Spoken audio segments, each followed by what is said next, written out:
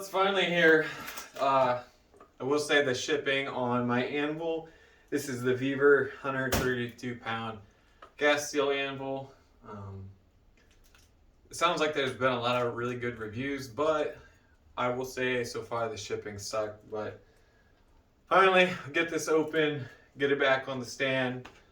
It's probably gonna need some cleanup. Everyone says clean up the horn, kind of round your edges, so we'll do that.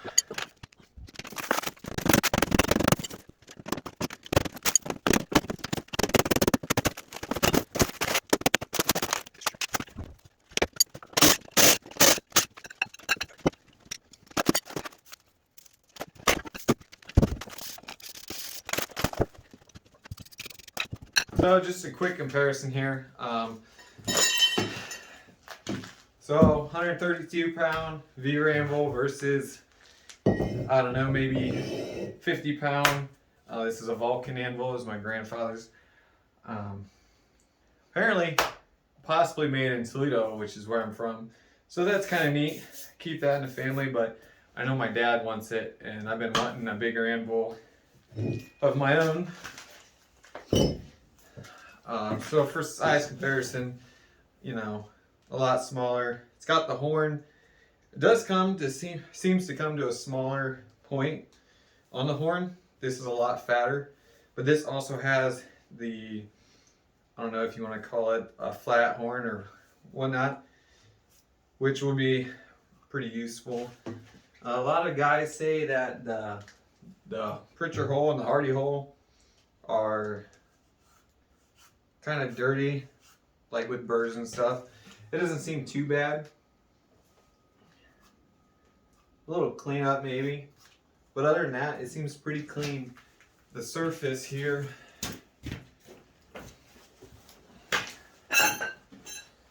another complaint usually here online is that the surface has imperfections in it since they're cast, and they are significantly cheaper. But honestly, I don't really see any deformities on the face. It looks pretty clean. When I opened the box, I did notice on the feet there's some voids from casting, and on the bottom side of the horn right here there's a bit of a void, but I mean, other than that, it's pretty clean. So I'm gonna take wire wheel or flap disc, clean up the horn, get the paint off, and we'll give her a test run.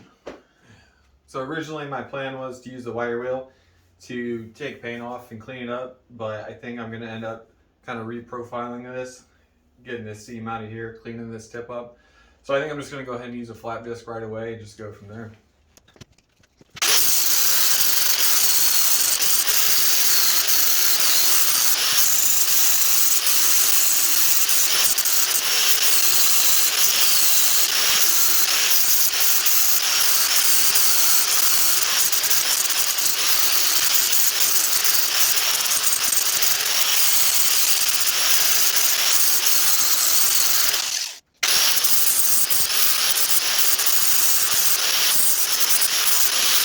I'm really not too concerned about the paint on the anvil.